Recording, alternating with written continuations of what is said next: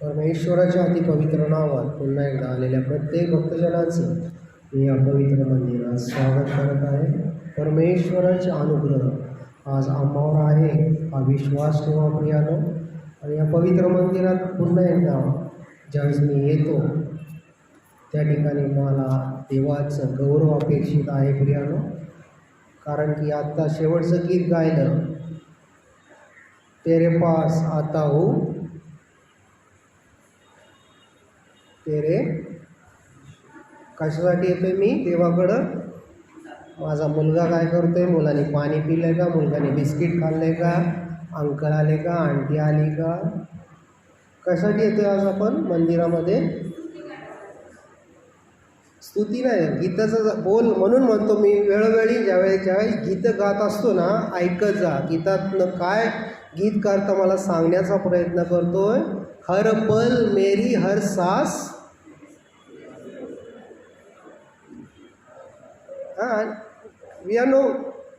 विनाकारण हे पवित्र आत्मा त्यांच्यावर आला आणि ते गीतं तयार झाले प्रियानो. म्हणून कधी पण घरात वेळ भेटला ना, उपवासाचं संगीत ओपन करा आणि जे तुम्हाला येतात ना गीतं ते गाण्याचा प्रयत्न करा. बघा पवित्र आत्मा तुमच्याशी काय बोलत. हर पल मेरी हर सांस तेरी स्तुति करती रहे, हर दिन मेरी हर बात तेरी महिमा. म्हणून मागच्या रविवारी मी थोडा हायपर झालो होतो की प्रियानो मी येतो तर माझं लक्ष कुणाकडं असावं? माझं लक्ष माझ्या परमेश्वराकडं, माझ्या जिवंत देवाकडं असावं. आणि पुष्कळ वेळा ज्यावेळेस या भूतलावर आम्ही जीवन जगत असतो त्यावेळेस या गोष्टी आमच्याकडनं घडतात आणि आम्ही देवापासून अलिप्त होतो. आणि अशाच घटना पवित्र शास्त्रात ठाई भरून ठेवलेल्या आहेत प्रियानो. का तर आम्ही भटकू नये, आम्ही त्या एका मेंढरासारखं जाऊ नये, तर त्या 99 मेंढराप्रमाणे परमेश्वराच्या मागं जावं ही देवाची इच्छा आहे. म्हणून आम्हाला देण्याचे जिवंत देवाचं जिवंत पवित्र असं वचन दिलेलं आहे, ज्याचं आम्ही अहोरात्र मनन करावं, अहोरात्र. आणि ज्यावेळेस आम्ही एजराचा अभ्यास केला, आम्हाला एजरा उपवास करावयास शिकवतो. देवावर भरोसा ठेवा, देव तुमच्याबरोबर आहे, हा एजराचा संदेश होता. नेहम्या प्रियानो आम्हाला तेच सांगतो की मी मनुष्यावर नाही तर देवावर भरोसा ठेवतो. आणि त्याच्यासाठी एजराने उपवास हे माध्यम नेमलं.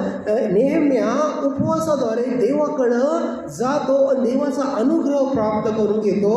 त्यानंतर आज आम्ही तिसऱ्या पुस्तकाकडे येतो, जे हे तिन्ही पुस्तकं प्रियानो एकाच कालखंडात आणि मागे पुढे 10-12 वर्ष इकडे तिकडे 10-12 वर्ष पण खूप सांगतो. तिन्ही पुस्तकं एकत्रच मिळालेली आहेत. आणि तिसरं पुस्तक आहे एस्तेरचा ग्रंथ, जो प्रियानो इस्रायल राष्ट्रासाठी, यहुदी राष्ट्रासाठी खूप प्रिय असा ग्रंथ आहे. कारण की त्यांच्या जे 5 सण महत्त्वाचे सण आहेत प्रियानो, त्या 5 सणामध्ये प्रियानो मी ज्यावेळेस सांगत असतो ऐकण्याचा प्रयत्न करायचा. कारण की ह्या माहिती तुम्हाला, मला नाही वाटत परत कोण तुम्हाला देईल, प्रामाणिक सांगतो मी तुम्हाला. तर या ठिकाणी प्रियानो हे जे एस्तेरचा ग्रंथ, ज्याला मेगोलिथ म्हणतात, मेगोलिथ म्हणजे रोल्स. कारण की पूर्वी या ठिकाणी आपल्यासारखे पुस्तकं नव्हते, कागद नव्हता, तर या ठिकाणी पपायरसचे पानं म्हणजे एका झाडाचे, विशेष झाडाचे पानं सुकवायचे आणि त्याच्यावर ते लिखाण करून ते रोल करून या ठिकाणी एका ह्याच्यामध्ये ठेवायचे, कंटेनरमध्ये ठेवायचे, म्हणजे ते सुरक्षित राहील. तर असे हा एस्तेर ग्रंथसुद्धा रोल करून त्यांनी ठेवलेला होता. म्हणून त्याला मेगिलोथ म्हणतात. मेगिलोथ म्हणजे रोल करून ठेवलेलं पुस्तक. तर या ठिकाणी असे 5 पुस्तकं होते प्रियानो की ज्यांना बुक्स ऑफ लॉ म्हणतात. बुक्स ऑफ लॉ म्हणजे मोशेचे नियमशास्त्र, 5 मोशेचे नियमशास्त्र आहे. आणि त्याच्यानंतर 5 बुक्स जे स्तोत्र आहे. आणि या ठिकाणी हे त्याच्यातले जे 5 मधलं आहे सॉंग ऑफ सोलोमन, ज्याला आम्ही गीतरत्न म्हणतो. गीतरत्न हे कधी वाचायचे? वलांडण सणाच्या दिवशी.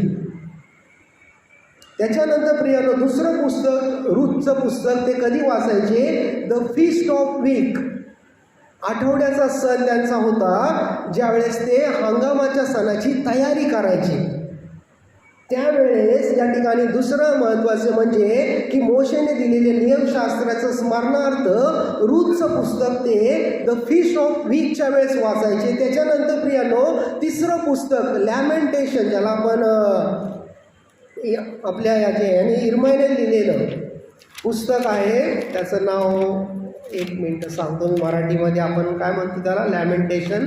इरमाईने लिहिलेलं विलापगीत. विलापगीत हे पुस्तक ते कधी वाचायचे? आब महिना, जो इस्रायल राष्ट्राचा 9वा महिना होता, आब महिना, की ज्या दिवशी येरुशलेम पडलं, म्हणजे नबुकदनेसर राजाने येरुशलेम उद्ध्वस्त केलं 500 इसवी सन पूर्व 538 587 त्याच्या स्मरणार्थ या ठिकाणी हे विलापगीत गायचे. आणि त्याच्यानंतर प्रियानो चौथं पुस्तक हे म्हणजे एक्लेसियास्टिक्स ते गायचे. ते कधी? द फीस्ट ऑफ टॅबर्नकल, म्हणजे जो कराराच्या कोशाचा जो त्यांचा सण होता तो साजरा करण्यासाठी हे गीत एक्लेसियास्टिक्स ते गायचे. त्याच्यानंतर शेवटचं पुस्तक म्हणजे एस्तेर राणीचं पुस्तक, म्हणजे एस्तेरचं पुस्तक ते वाचायचे. कधी वाचायचे? ज्यावेळेस नवीन सण त्यांच्या धर्मामध्ये आला. तो सण होता कुठला? ऑलरेडी मी हा संदेश दिलेला आहे, रिपीट आहे संदेश हा. एक नवीन सण इस्रायल राष्ट्रामध्ये उदयास आला ज्यावेळेस एस्तेर राणीच्या काळात. पुरीम, पुरीम नावाचा, पूर म्हणजे फासळे टाकणे.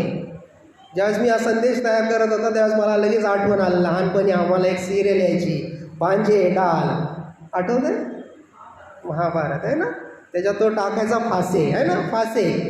तर या ठिकाणी यहुदी राष्ट्राला मारण्यासाठी या ठिकाणी जो नबानच नाव त्याचं ना, मी संदेशात येईल त्यावेळेस मी सांगत प्रियानो, या ठिकाणी तेथील पंतप्रधान कटकारस्थान रचतो आणि तो फासे टाकून या ठिकाणी 12व्या महिन्यातला 13वा दिवस त्यांच्यासाठी तो निवडतो, की ज्या दिवशी समस्त इस्रायल म्हणजे यहुदी राष्ट्राची कत्तल करून टाकायची, एक सुद्धा इस्रायल राष्ट्र ठेवायचा नाही.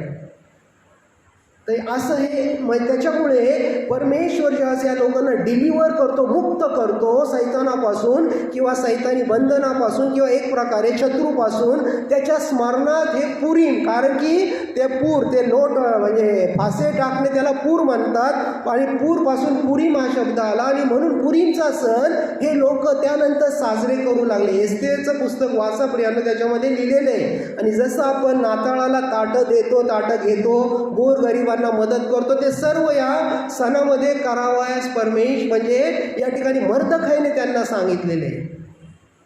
आणि ह्या पुस्तकाचं हे 5 रोल्स प्रियानं मी सांगितलं होतं. एक song of Solomon, Ruth, lamentation, इक्लेसियास्टिक आणि एस्तेर, हे 5 पुस्तकं इस्रायल राष्ट्र त्यांच्या वर्षभरातल्या सणाच्या वेळेस जे 5 महत्त्वाचे सण त्यावेळेस आजसुद्धा वाचतात आणि त्यानिमित्त परमेश्वराने त्यांच्या जीवनात केलेल्या अद्भुत कृत्याचं गौरव करतात. तर त्या ठिकाणी प्रियानं दुसरी गोष्ट, एस्तेरच्या पुस्तकाचं सर्वात महत्त्वाचं म्हणजे हे सुद्धा मला नवीन शिकावयास भेटलं, ते म्हणजे एस्तेर असं एकमेव पुस्तक आहे प्रियानो की ज्याच्यामध्ये परमेश्वराचा उल्लेख नाही. देव हा शब्द एस्तेरच्या पुस्तकात नाही प्रियानो. म्हणजे तुम्ही जर सापडून मला जर दिला तर आय विल बी ग्लॅड, परंतु माझ्या वाचनात देव हा शब्द या पुस्तकात आलेला नाही. परंतु जे हिब्रू स्कॉलर आहेत ते म्हणतात की वेगवेगळ्या रीतीने, कारण की प्रियानो हे हिब्रू जे लेखक होते ते इतके अद्भुत रीतीने त्यांचे लेखन केलेले, तुम्ही कधी हिस्ट्री चॅनलवर बघत जा प्रियानो, एक शब्दापासून ते कितीतरी शब्द तयार करणारे असे लोक होते.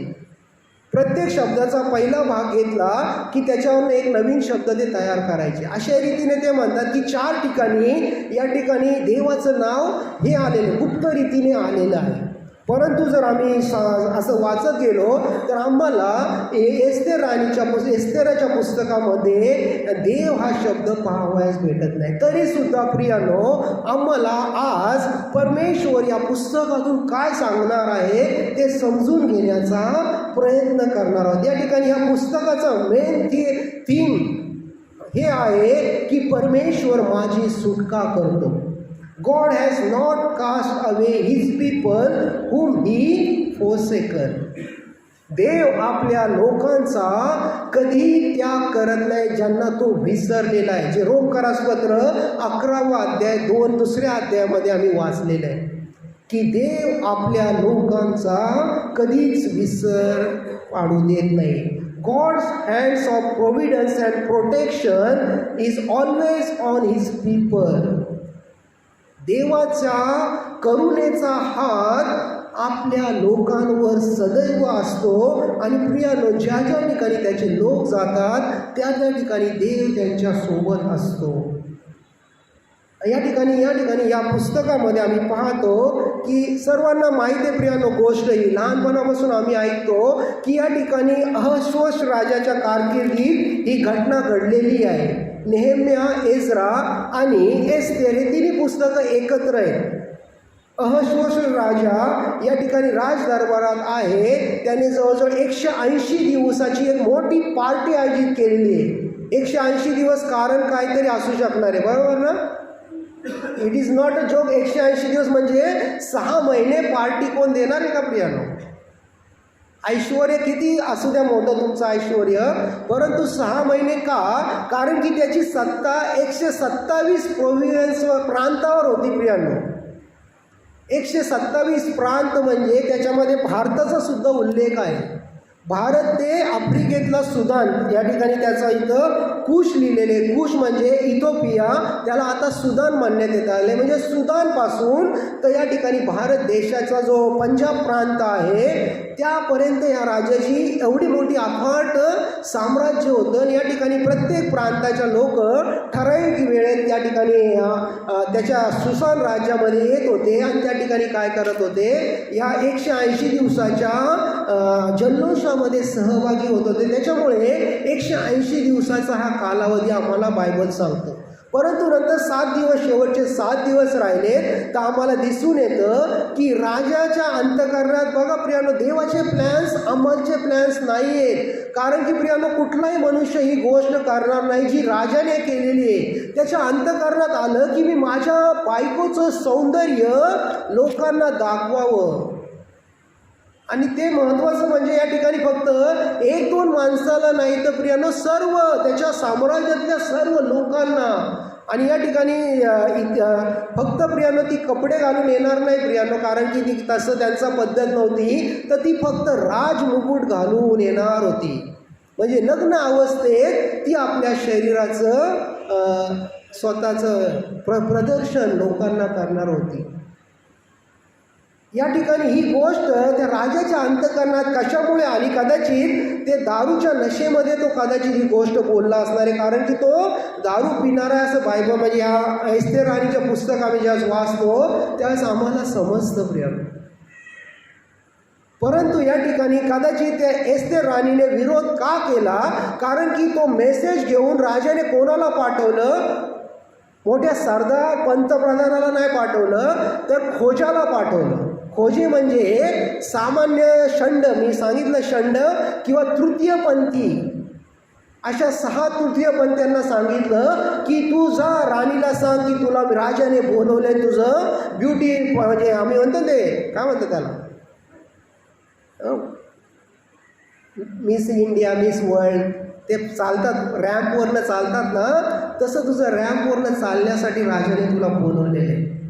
कदाचित त्याचा राग तिला आला असणार आहे. दुसरी गोष्ट, मी माझ्या राजाची आहे, मी काय अख्ख्या जगाची नाही आहे, हे सुद्धा तिला वाटलं असणार आहे. तिचा कुठंतरी तिचा हे हार्ड झालं असणार आहे की नाही, मी माझ्या नवऱ्याची असताना मी माझं शरीराचं प्रदर्शन जगाला का करू?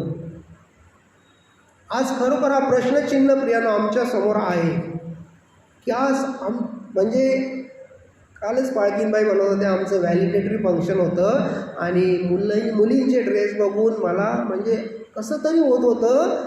आणि मी म्हणलो पॅरेंट्स मुद्दाम ते जॅकेट विकेट घालून आले असतील, ते म्हणतात नाही त्यांचे पॅरेंट्ससुद्धा त्यांच्याबरोबर होते. म्हणजे प्रियानो आपल्याला बघत नाही असे कपडे घालून ज्यावेळेस स्त्रिया येतात नक्कीच काहीतरी वेगळ्या घटना घडू शकतात. आणि ही वाचती राणीला कदाचित तेच वाटलं असणार आहे, मी माझ्या नवऱ्याची आहे, मला पण मान सन्मान आहे, मी हा बोलले तर हा, नाही बोलले तर नाही, असा मला इतका अधिकार असताना मी का राजाचा ऐकू. आणि ती त्याचा हुकूम मानत नाही. त्याच्यामुळे राजाला खूप भयानक राग येतो आणि तो लगेच सल्ला घेतो आपल्या मंत्रिमंडळाचा सल्ला घेतो. मंत्रिमंडळ सांगतं की तिला लगेच तुम्ही राजपदावरून काढून टाका, कारण की तिला जर नाही काढलं तर आपल्या राज्यातल्या सगळ्या स्त्रिया उद्या उठाव करतील, बंड करतील आणि त्यासुद्धा आपल्या नवऱ्याला त्रास देतील. मी ज्यावेळेस हा संदेश तयार करत होतो मला दुसरी गोष्ट अशी वाटली, कदाचित त्यांना हा सुद्धा राग आला असणार आहे, वस्ती राणीचं सौंदर्य आम्हाला पाहावयास भेटलं नाही. म्हणजे मला ते आत्म्याने सुचवलं प्रिया, वाटतं ना प्रियांना की यार इतकी सुंदर स्त्री मला पाहायलाच भेटली नाही. आणि या ठिकाणी त्यानंतर तिला राजपदावरून झुगारून देण्यात येतं. त्याच्यानंतर आम्ही पाहतो की त्यांच्या म्हणजे पारसी राजाच्या सर्व रूढीनुसार या ठिकाणी एक नवीन राणीची नेमणूक करण्यात येते. त्याच्यामध्ये आम्ही पाहतो की एस्तेर राणीला निवडून देण्यात येतं. म्हणजे एस्तेर राणीचं सौंदर्य राजाला आवडतं, तिचं जीवन, तिचं चरित्र, कदा परमेश्वराचा अनुग्रह, ॲट द एंड परमेश्वराचा अनुग्रह त्या लेकरावर होता म्हणून राजा तिचा स्वीकार करतो त्या ठिकाणी. आणि सर्वात महत्त्वाचं म्हणजे ती कुठल्याही प्रकारचं जास्त ब्युटी पार्लर करत नाही. बायबलमध्ये लिहिलेलं आहे ती साधं एकदम जीवन जगते. 12 महिन्याचा कालावधी तिला भेटतो. 12 महिन्यामध्ये ती साध्या रीतीने आपलं स्वतःला ठेवते आणि त्यानंतर राजाला भेटते. राजा तिच्यावर प्रसन्न होतो आणि ती त्याची पट्टराणी बनते आणि तिच्या शिरावर तो मुकुट चढवला जातो. एस्तेर या शब्दाचा अर्थ आहे प्रियानो, सांगलं काय स्टार. एस्तेर या शब्दाचा अर्थ काय आहे? तारा. एस्तेर हा शब्द पारसी शब्द आहे प्रियानो आणि लॅटिन त्याचं व्हर्जन आहे हेस्तर, HESTER. आणि परंतु तिचं ओरिजिनल नाव होतं हादसा. तिचं म्हणजे हिब्रू नाव काय होतं ह्या लेकराचं? हादसा. जर 2 अध्याय 7व्या वचनामध्ये त्याचा अर्थ आहे, त्या नावाचा अर्थ आहे की सुगंधी द्रव्य. ताशी हादसा प्रियानो एस्तेर बनून राजाबरोबर आपला संसार करू लागते. त्यानंतर आम्ही पाहतो की या ठिकाणी नामान जो कोण आहे? पंतप्रधान आहे. परंतु मर्दखय कोण आहे? एस्तेरचा चुलत भाऊ. एस्तेरचा चुलत भाऊ ज्याने तिला लहानपणापासून वाढवलेलं आहे. तिच्या आईबापाच्या पश्चात तिला वाढवते. या ठिकाणी मर्दखयच्या आज्ञेमध्ये ही एस्तेर राणीचं एक वैशिष्ट्य म्हणजे ती आपल्या चुलत भावाच्या आज्ञेमध्ये होती प्रियानो. तो जे बोलन ती करणारी अशी मुलगी होती. त्यानंतर ज्या वेळेस या ठिकाणी हमानला वाटतं की म्हणजे हमान जाता येताना लोक त्याच्या पाया पडायचे, त्याला नमन करायचे, कारण की हमान नेक्स्ट टू हे होता, राजाच्या नेक्स्ट टू हमान होता. परंतु मर्दखय एकमेव असा मनुष्य होता जो कदाचित त्या राजाच्या द्वारपाळ होता, कारण की त्याचा सुशान राजवाड्यातच तो वस्ती करायचा. तो कदाचित तो रखवालदार असणारे किंवा कोणत्या तरी लोकांवर त्याची हे असणारे देखरेख करण्याचा अधिकार मर्दखयला होता. मर्दखय त्या हमानाला बिलकुल उभा नाही करायचा किंवा त्याला डिमांड नाही द्यायला, त्याला सलाम नाही करायचा, त्याला नमस्कार नाही करायचा. दिवसेंदिवस हमानचा राग वाढत गेला आणि तो काय निश्चय करतो की मी आता याला मारून टाकणार. म्हणून तो काय करतो? पूर घेतो. पूर म्हणजे ते फासळे घेतो आणि ते टाकतो. तर त्यांना दिसतं की 12व्या अबीब महिन्यामध्ये 13व्या दिवशी संपूर्ण इस्रायल राष्ट्राची कत्तल करायची, यहुदा राष्ट्राची कत्तल करायची. या ठिकाणी प्रियानो बायबलमध्ये लिहिलेलं आहे की ज्यावेळेस ते फासळे टाकतात की त्यावेळेस ते हे म्हणजे त्यांना दिसतं की 12व्या महिन्यातला 12वा दिवसानंतर 13वा दिवस जो येईल त्या दिवशी आम्ही त्यांची काय करू?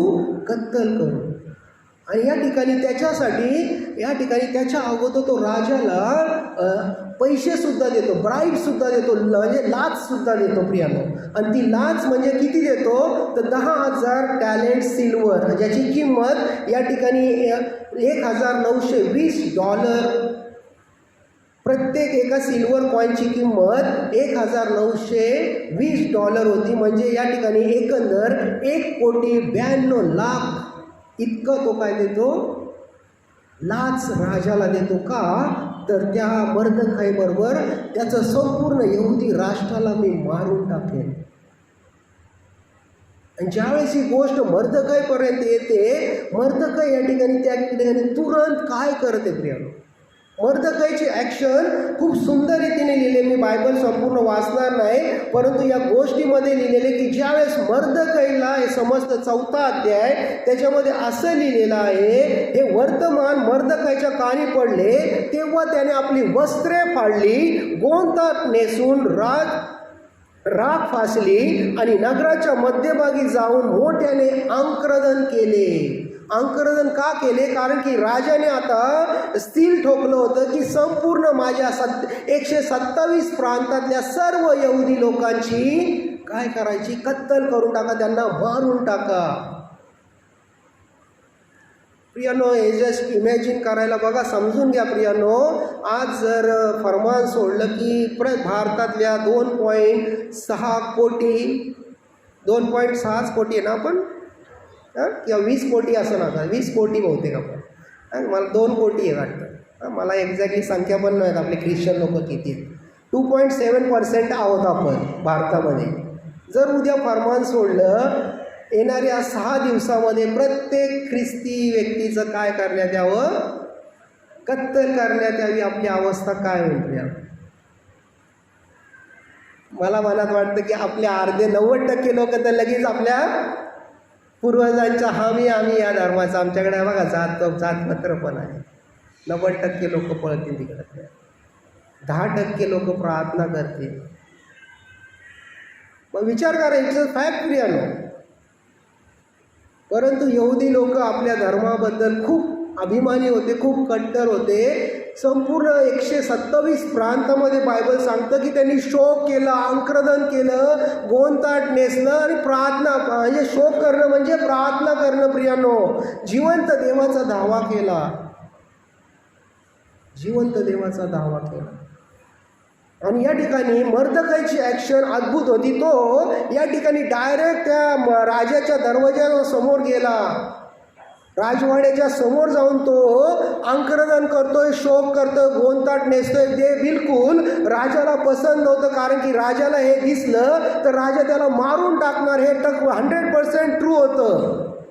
परंतु इन्स्टेड ऑफ राजा ही न्यूज एस्थेरपर्यंत जाती आणि एस्थेर या ठिकाणी आपल्या सेवकांच्या मार्फत त्याच्यापर्यंत मेसेज पाठवती की तू हे मूर्खपणा असं करू नको, तर तू चांगले कपडे घाल. तर तो म्हणतो मी चांगले कपडे घालणार नाही. आज माझ्या जातीवर, माझ्या धर्मावर, माझ्या लोकांवर संकट आलं असताना मी या गोष्टी का करू? आणि या ठिकाणी एस्थेर त्या ठिकाणी घाबरलेली आहे प्रियानो. Basically she was frightened to, कारण की राजा म्हणतो की मर्दखाई म्हणतो की तू जा आणि या ठिकाणी राजासमोर रथबदली कर, आमच्यासाठी तू राजाकडे रथबदली कर. तर या ठिकाणी एस्थेर घाबरलेली आहे, ती सबब देते, ती कारण देत आहे. प्रियानो, सबब कारण आमच्या जीवनाचा अविभाज्य भाग झालेला आहे. आम्ही सुद्धा कित्येक वेळा कारण आमच्याकडनं तयारच असतं. We have plenty of reason to not do the work of Jesus Christ. आमच्याकडे सबबी तयार असतात. आणि एस्थेर राणीसुद्धा मर्दखाईला सबब देते, कारण की ती म्हणते 30 दिवस झाले राजाकडने मला बोलावणं आलं नाही, मी जर राजाकडे डायरेक्ट गेले तर राजा मला मारून टाकन, कारण की तो त्यांचा रूल होता. पारसी राजांचा तसा रूल होता की परवानगीशिवाय no one can meet the king. परंतु मर्दखाई तिला परत निरोप पाठवतो की खूप सुंदर आहे प्रियानो, आपण ते वाचूया. एस्थेरचे हे म्हणणे 4था अध्याय 12 वचन. एस्थेरचे हे म्हणणे मर्दखायास कळण्यात आले तेव्हा त्याने त्याच्या हस्ते एस्थेरला सांगून पाठवले की तू राजमंदिरात आहेस म्हणून तू यहुदी लोकातून वाचून राहशील असे तुझ्या मनास वाटू देऊ नको. तू या प्रसंगी गप्प राहिलीस तरी दुसरा कोठूनही यहुद्याची सुटका व उद्धार होईलच. जर एस्थेर राणी तुला असं वाटतं की तू राजमंदिरामध्ये सुरक्षित आहे तर डोक्यातून हे काढून टाक. आमचा तर उद्धार कोणतरी करणच, यहुद्यांची सुटका व उद्धार होईलच, पण मग तुझा व तुझ्या बापाच्या घराण्याचा नाश होईल. तुला या असल्याच प्रसंगासाठी राजपद प्राप्त झाले नसेल कशावरून? तुला असल्याच प्रसंगासाठी राजपद प्राप्त झाले नसेल हे कशावरून? या ठिकाणी प्रियानो, या ठिकाणी मर्दकै तिला सांगत आहे, या ठिकाणी तू राजमंदिरात सुरक्षित आहे समजू नको. कारण की या ठिकाणी एक्सपेक्टेशन काय, मर्दकैला तिला हे सांगायचं आहे की देवाचा कोप तुझ्यावर येऊ शकतो. जर तू आमच्या वतीने उभी राहिली नाही तर देवाचा कोप नक्कीच तुला मारेल. राजा जर तुला संरक्षित करेल परंतु देवाचा कोप तुला मारून टाकन. बायबलमध्ये कित्येक उदाहरण आहेत प्रियानो की ज्या ठिकाणी मनुष्याने काय केलं नाही त्या ठिकाणी देवाने केलेले प्रियानो. कित्येक उदाहरण आहे, कित्येक. मी पाढा वाचायला लागलो ना प्रियानो, इव्हन माझ्या म्हणजे आजच्या प्रेझेंट कॉन्टेक्स्टमध्ये सुद्धा मी तुमच्यासमोर कितीतरी असे उदाहरण सांगू शकेन की ज्या ख्रिस्ती लोकांविरुद्ध अन्य लोकांनी कट कारस्थान केले, त्यांना देवाने पूर्ण रीतीने संपवून टाकलेले. So don't fear the world, fear the God. Mordecai एस्थेरपर्यंत हा मेसेज पाठवतो. एस्थेरला आपली चूक समजती आणि ती म्हणती जा मर्दकैला सांगा की 3 दिवसाचा उपवास करा, मग मी राजाकडे जाते, भले मग मी मेले तरी चालेल. आणि 3 दिवसाचा उपवास कसा सांगितलेला आहे प्रियानो, त्या ठिकाणी असं लिहिलेलं आहे, मग एस्थेरने मर्दकयास उलट निरोप पाठवला की जा शूशन येथील सर्व यहुदी जमवा, माझ्याकरता उपवास करा. कोणाकरता उपवास करा? एस्थेर राणीकरता उपवास करा. कारण की मी राजाला ज्यावेळेस भेटायला जाईन, राजाचा अनुग्रह मजवर असावा, राजा माझी विनंती मान्य करेल. 3 दिवस फक्त उपवास. बघा कसा आहे प्रियानो,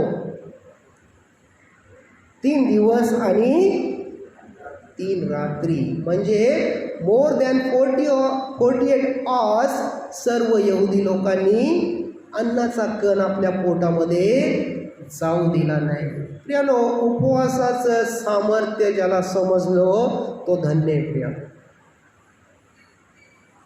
या 40 दिवसात परमेश्वर पुन्हा एकदा आम्हाला एजराने शिकवलं, नेहम्याने शिकवलं, येशू ख्रिस्ताने शिकवलं, मोशेने शिकवलं आणि आज एस्थेर राणी शिकवत आहे की उपवास करून मी राजाकडे जाते, मग मी मेले तरी बेहतर, मला काही फरक पडणार नाही. नंतर आम्ही पाहतो इतिहास की 3 दिवसानंतर ती राजाकडे जाते, राजाची अनुग्रह तिच्यावर होतो, राजा तिला बोलवतो आणि तिच्या सर्व मागण्या परमेश्वर अद्भुत रीती म्हणजे राजा अहश्वस राजाद्वारे मान्य करून घेतो. या ठिकाणी त्यानंतर आम्ही पाहतो की जो हमान त्यांच्या विरुद्ध उठला होता त्या हमानालाच या ठिकाणी फासावर लटकवण्यात येतं, मारण्यात येतं तिथेच. कारण की राजा बघतो तर या ठिकाणी ज्या वेळेस पहिल्यांदा राणी म्हणते उद्या तुम्ही माझ्याकडे जेवायला या, राजा आणि हमान जेवायला जातात, त्यावेळेस राणी काही सांगत नाही, ती म्हणती मी आज नाही बोलणार, उद्या परत तुम्ही माझ्याकडे मेजवानीसाठी या, त्यावेळेस मग मी माझं मागणं तुमच्याकडे मागन. राजा तिला म्हणतो तू माझ्याकडे अर्ध राज्य जरी मागितलं तरी ते मी तुला देईन.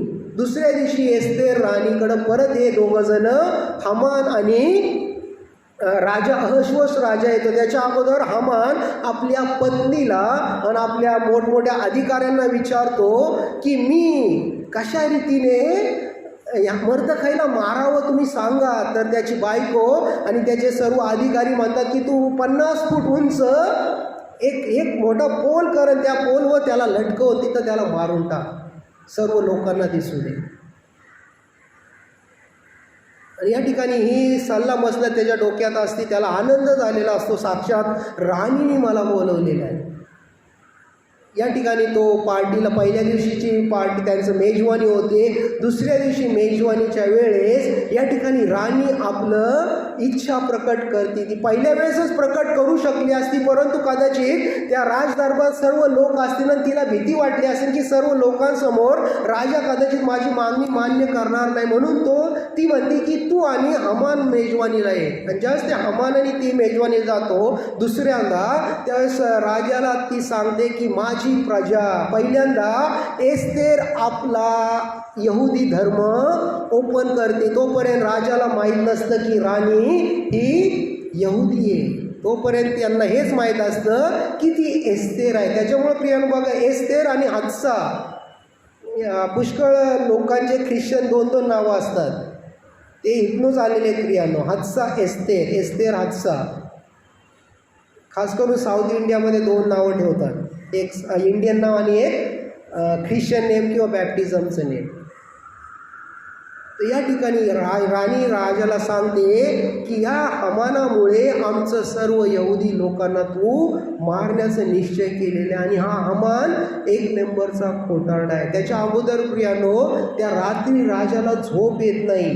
हे वर्णन प्रियानो बायबलमध्ये खूप चांगलं लिहिलेलं आहे. तो बेचैन होतो म्हणून तो आपलं जुनं हे उघडतो, इतिहास उघडतो, आणि इतिहासामध्ये त्याला पाहावयास भेटतं की 2 षंड लोक राजाविरुद्ध मारण्याचा कट करतात, त्याला मारण्याचा निश्चय करतात. म्हणून या ठिकाणी त्यावेळेस मर्दखाई त्या षंडांचं ऐकतो आणि राजा एस्तेर राणीला सांगतो की हे 2 षंड राजाला मारून टाकणार आहे. ज्यावेळेस राजा ते चौकशी करतो, त्याला समजतं की ही मर्दखाई जे बोललं ते खरं आहे, म्हणून त्या 2 षंडांना मारण्यात येतं. आणि त्यांच्या इतिहासामध्ये हे लिहून ठेवलेलं असतं की मर्दखाईने माझ्यासाठी हे केलेलं आहे. त्यावेळेस मग मर्दखाई परत प्रश्न, म्हणजे अहश्वरोष राजा प्रश्न करतो की मर्दखाईचा त्यावेळेस सत्कार करण्यात आला का? तर ते लोक उत्तर देतात की नाही, मर्दखाईला आपण त्यावेळेस काहीच दिलं नाही किंवा त्याला उंचावणं सुद्धा नाही. आणि नंतर प्रियानो बायबलमध्ये खूप चांगल्या रीतीने लिहिलेले आहे की ज्यावेळेस हमानाला राजा म्हणतो की एखाद्या मनुष्याचा सत्कार करावा तर कसा करावा, तर हमानाला वाटतं की माझाच सत्कार करणार आहे, म्हणून तो म्हणतो राजवस्त्र त्याला घालावे, राजाच्या घोड्यावर बसावे आणि एक मनुष्य पुढे जाऊन मोठमोठ्याने त्याला म्हणजे त्याचं उच्चार, त्याला जयघोष करत संपूर्ण गावामध्ये फिरवावं. आणि तो राजा म्हणतो जा तू आता हे काय कर, मर्दखाईसाठी कर. प्रियानो आमचा देव किती अद्भुत आहे हे समजून घ्या प्रियानो. त्यानंतर या ठिकाणी पुढे जाऊन राणी म्हणते की ह्या हमानाने आम्हाला मारण्याचा कट केलेला आहे. आणि मग ज्या वेळेस राजाला खूप राग येतो, राजा त्याच्या बेडरूम असेल किंवा त्यांचा जो बैठकीचा रूम असेल तेथून ताडकीने गार्डनमध्ये जातो. गार्डनमध्ये त्याला क्रोध आलेला असतो की हमानाने हे काय केलेले. तेवढ्यात हमानाला, म्हणजे हमान बेचारा राणीपुढे नतमस्तक होतो, राणीपुढे झुकतो, म्हणतो प्लीज तू वाचव आम्हाला. परंतु त्याचं वागणं एकदम विचित्र असतो. म्हणजे राणी कोचावर बसलेली असते आणि हा डायरेक्ट तिच्या अंगावर पडलेला असतो की आम्हाला वाचव. आणि तेवढ्यात राजा परत येतो. राजा म्हणतो हे काय, माझ्यासमोर तू असं म्हणजे घातक वाईट कृत्य करतोय, तर मी नसताना तू काय करू शकशील. त्याच्यामुळे राजा तेथेच त्याचा तुरंत वध करतो. प्रियानो बायबलमध्ये स्पष्ट लिहिलेले. त्यानंतर त्या हमानाच्या 10 पुत्रांना जो मोठा पोल मर्दखाईसाठी उभारलेला असतो त्याच्यावर त्याचा मारून लटकवण्यात येतं प्रियानो, 10 पुत्रांना. त्यानंतर जी पोस्ट हमानाची असते ती पोस्ट मर्दखाईला मिळते. आज प्रियानो सारांश, ॲट द एंड, देवाने मला परेलला ठेवलेले, देवाने मला घाटकोपरला ठेवलेले, देवाने मला या हॉस्पिटलमध्ये ठेवलेले, देवाने मला या स्कूलमध्ये ठेवलेले. आज मला मर्दखाई हाच प्रश्न करत आहे परमेश्वराच्या वतीने ख्रिश्चन लोकांची सुटका व उद्धार होण्यासाठी कदाचित तुला त्या ठिकाणी तर ठेवलं नाही. परत असं वाटतं संदेश द्यावा. लोक फिरायला येतात तसे येतात चर्चला. प्रियानो, या ठिकाणी देवाने मला आज परेलला का ठेवले? प्रश्नचिन्ह आहे प्रियानो माझ्यासमोर. मला 13 नंबरला, मला 14 नंबरला का ठेवलेले? मी रोज कार चालवते, त्यावेळेस देवाने मला कार चालवण्याचा व्यवसाय का दिलेला आहे? जसा मर्दखय एस्तेरला म्हणतो, कदाचित तुला राजपद ह्या गोष्टीसाठीच मिळालेलं आहे की तुझ्याद्वारे आज यहुद्यांची सुटका व्हावी आणि त्यांचा उद्धार व्हावा. प्रियानो, देवाने तुम्हाला मला आज ख्रिस्ती का बनवलं आहे याचा आज वी हॅव टू इंट्रोस्पेक्ट. आम्ही अवलोकन करणं गरजेचं आहे की मला पोलीस का बनवलं आहे, मला नर्स का बनवलं आहे, मला टीचर का बनवलं आहे, मला पाळक का बनवलं, मला सुवार्थिक का बनवलं आहे, मला ले पर्सन का बनवलेलं आहे? कारण की कुठेतरी जाऊन आज मला माझ्या लोकांसाठी उभं राहायचं. एस्तेर राणी आपल्या लोकांसाठी उभी राहिली आणि तिच्याद्वारे प्रियानो देवाने अद्भुत रीतीने यहुदी लोकांना डिलिव्हर केलं, मुक्त केलं. त्याच्यामुळे पुढे जाऊन पुढील सण यहुदी लोकांमध्ये कायमस्वरूपी प्रस्थापित झाला. आज सुद्धा यहुदी लोक मोठ्या आनंदाने हा सण साजरा करतात, परंतु हा सण साजरा करण्याच्या अगोदर ते उपवास करतात. प्रियानो, उपवास केल्यानंतर मग पुढे जाऊन ते आनंदाने उल्हासाने हा सण साजरा करतात. आणि या पुस्तकामध्ये आम्हाला येशू ख्रिस्त सुद्धा पाहावयास भेटतो. म्हणजे बायबलमधल्या प्रत्येक पुस्तकामध्ये येशू ख्रिस्त आहे. प्रियानो, तर एस्तेरच्या बाबतीत येशू ख्रिस्त कशा रीतीने आम्हाला प्रकट होतो या ठिकाणी, जसं येशू ख्रिस्ताने या ठिकाणी स्वतःचं बलिदान देऊन आमचं उद्धार केला, तसा एस्तेर राणी बोलली, मी मेले तरी चालेल, मी माझ्या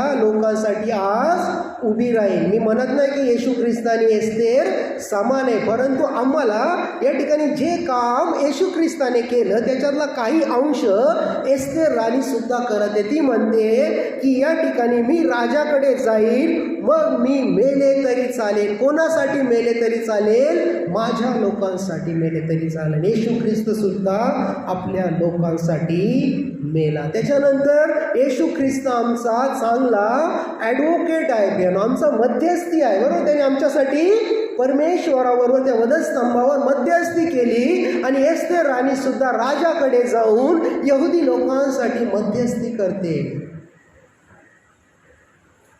प्रियानो, या ठिकाणी प्रभू येशू ख्रिस्ताद्वारे आम्हाला मुक्ततेचा, उद्धाराचा संदेश मिळतो. आणि जर एस्तेरचा 8वा जर अध्याय तुम्ही नीट वाचा प्रियानो, त्याच्यामध्ये खूप अद्भुत रीतीने उद्धार, यहुदी लोकांचा उद्धार किंवा मुक्तता कशी झालेली याचं वर्णन करण्यात आलेलं आहे.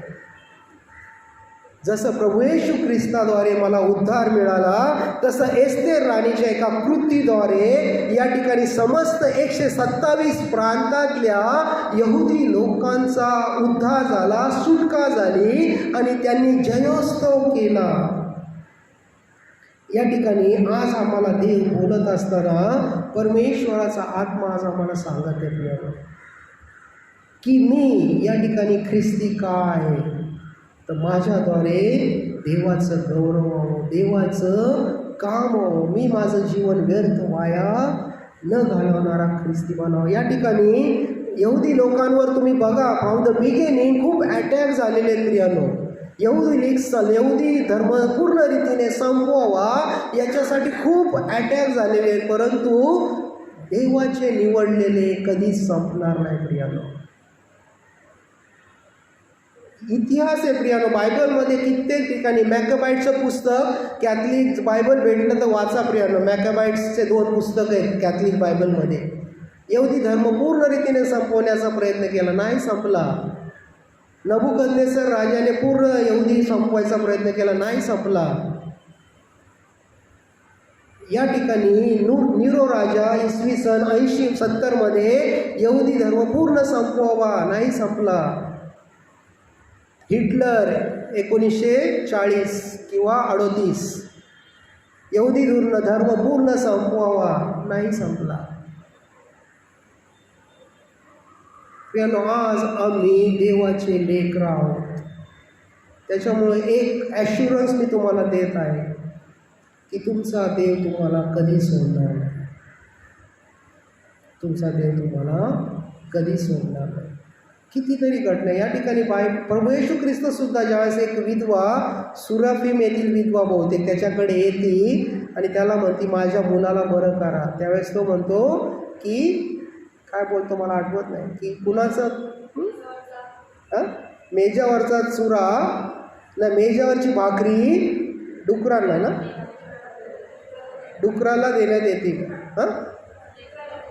कुणाला काहीतरी ते लिहिलेलं बाय येशू ख्रिस्त म्हणतो की मेजावरची भाकर या ठिकाणी खालच्या लोकांना म्हणजे डुकराला बहुतेक डुकराला देण्यात येणार नाही. तर ती म्हणती कुत्र्याला देण्यात येणार नाही. त्यावेळेस ती महिला म्हणती कुत्रा मेजावरील खाली पडलेला चुरा तरी खातो ना प्यानो. त्यावेळेस प्रभू येशू ख्रिस्त म्हणतो असा विश्वास मला यहुदी लोकांमध्ये सुद्धा सापडलेला आहे.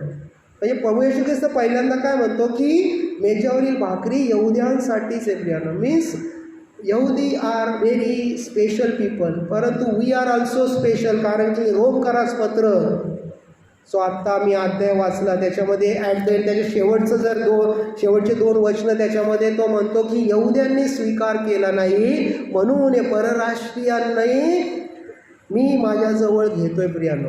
परमेश्वर म्हणत आहे, म्हणजे पॉल म्हणत आहे प्रियानो की प्रेषितांचे कृत्य 11व्या अध्यायामध्ये जे आम्ही पाहिलं त्याच्यामध्ये लिहिलेले शेवटच्या वचनामध्ये, तर मी विचारतो आपले पतन व्हावे म्हणून ते अडखळले काय? असे अगदी नाही, तर त्यास ईर्ष्या उत्पन्न होण्यासाठी त्यांच्या उल्लंघनाने विदेशी लोकांस तारण प्राप्त झालेले. म्हणजे उल्लंघन यहुदी लोकांनी केलं, म्हणजे परमेश्वराच्या आज्ञा या यहुदी लोकांनी तोडल्या, त्याच्यामुळे आज आमचं तारण झालेले. आता त्यांचे उल्लंघन हे जर जगाची संपत्ती जर त्यांनी उल्लंघन केलं नसतं, त्यांनी देवाच्या आज्ञेमध्ये जर राहिले असते तर कदाचित देवाला स्वतःच्या पुत्राला ते वधस्तंभावर टांगण्याची गरजच पडली नसती. आणि त्यामुळे प्रियानो आमच्या उद्धाराचा मार्ग अर्धवटच राहिला असता. परंतु त्यांनी उल्लंघन केलं, त्याच्यामुळं पुत्राला पाठवण्यात आलं आणि पुत्रावर जो जो विश्वास ठेवतो, त्याच्या वधस्तंभावरील बलिदानावर जो जो विश्वास ठेवतो तो मेला असला तरी जगेल, त्याचा उद्धार होईल. आणि म्हणून या ठिकाणी संत पौल म्हणतो त्यांचे उल्लंघन हे जर जगाची संपत्ती, माझी संपत्ती काय आहे? येशूद्वारे मला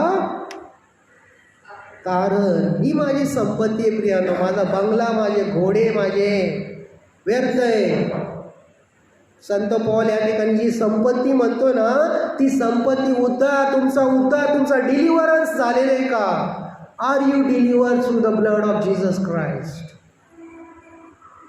जगाची संपत्ती आणि त्यांचा राज जर विदेशी लोकांची सदनता आहे तर त्यांचा भरणा झाल्यास हे कितीतरी अधिक होईल. म्हणजे संत पौल या ठिकाणी सुद्धा म्हणतो की यहुदी लोक जर अजून आपल्याकडे परत आले, देवाकडे, जिवंत देवाकडे आले, तर अजून किती लोक देवाचं गौरव करतील. तर प्रियानो, आज बेसिकली आम्ही जरी विदेशी आहोत परंतु यहुदी लोकांच्या उल्लंघनामुळे मला तारणाचा मार्ग सापडलेला आहे. I am delivered through the blood of Jesus Christ. जर मी आज येशूच्या रक्ताद्वारे मुक्त झालेलो आहे तर मला परेलला, मला हिंद माताला, मला कोठे पण देवाने का ठेवलेलं आहे? तर कदाचित देवाची जी इच्छा आहे की तुमच्याकडे बघून विदेशी लोकांनी तुमचं ते आपल्या जिवंत देवाचं गौरव करावं. आज प्रियानो, आम्हाला देवाचं कॉलिंग काय आहे हे समजण्याचा आत्मा परमेश्वर पुरवो. आमेन.